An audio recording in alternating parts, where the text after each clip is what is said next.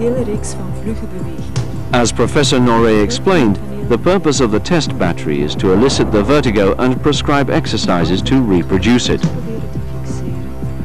The therapist asks the patient to keep her eyes open and looking forwards throughout the procedure and to report any discomfort. The first group of tests take place on a flat examination table. The patient sits up while looking directly forwards, and the therapist then helps her briskly back to the prone position.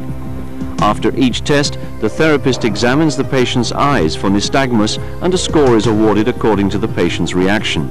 The patient rests until any vertigo subsides. Next, the patient is asked to turn rapidly to the left.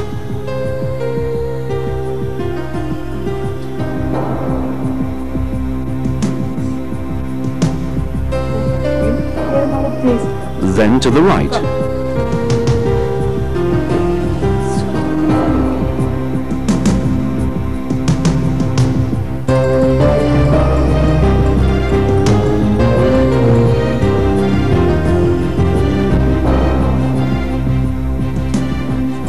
Then onto her back again.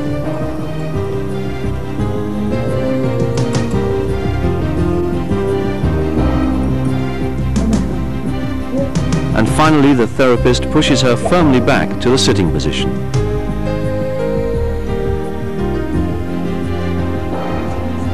For the next group of tests, the headrest is lowered. From the sitting position, the patient's head is pulled back and to the left.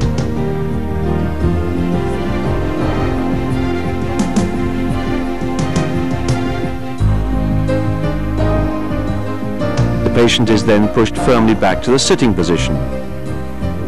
These two tests are then repeated, first with the head turned to the right,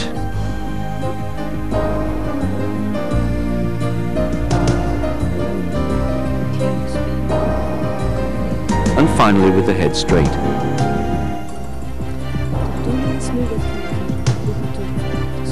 The last group of tests starts with the patient standing. She's asked to spin on her heel, first to the left,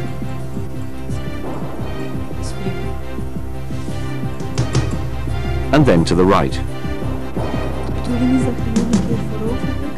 Then, with the patient sitting and bending forward, the therapist pulls her head back briskly while turning it to the left.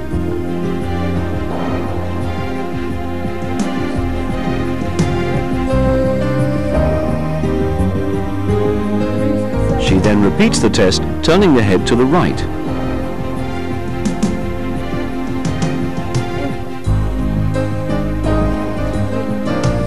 Next, the therapist turns the patient's head rapidly 3 times to the right.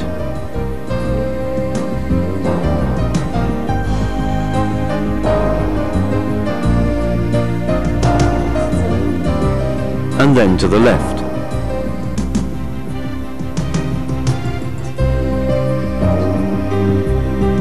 The patient is then asked to bend forward and look at the floor. After a few seconds wait to observe the effect, the therapist pulls her back in her seat. Finally, the patient is asked to nod 3 times.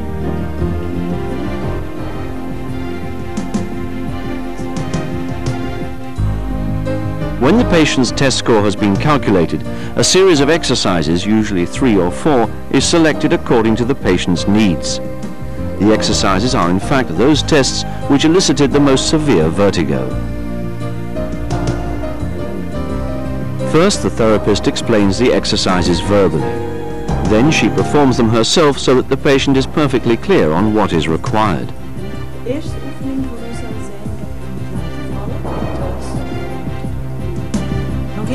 The patient is told to perform the exercises twice a day, with at least 8 hours between sessions, as briskly as possible, keeping the eyes open. Some patients find they're unable to complete the brisker exercises alone. In this case, the patient is advised that someone living at home or nearby should be asked to help by providing a push or pull. Exercises which elicit the most severe vertigo should be performed 5 times in succession. The patient is advised that the effect can be minimized if she keeps her vision focused on a single point. Since patients may find the exercises very uncomfortable at first, poor compliance can occasionally be a problem. Therefore, encouragement and follow-up are also part of the therapist's job. Follow-up starts at 2 weeks, when the patient is asked to return for assessment. If satisfactory progress has been made, exercises can be continued just once a day for a further 6 weeks, by which time the vertigo has usually disappeared.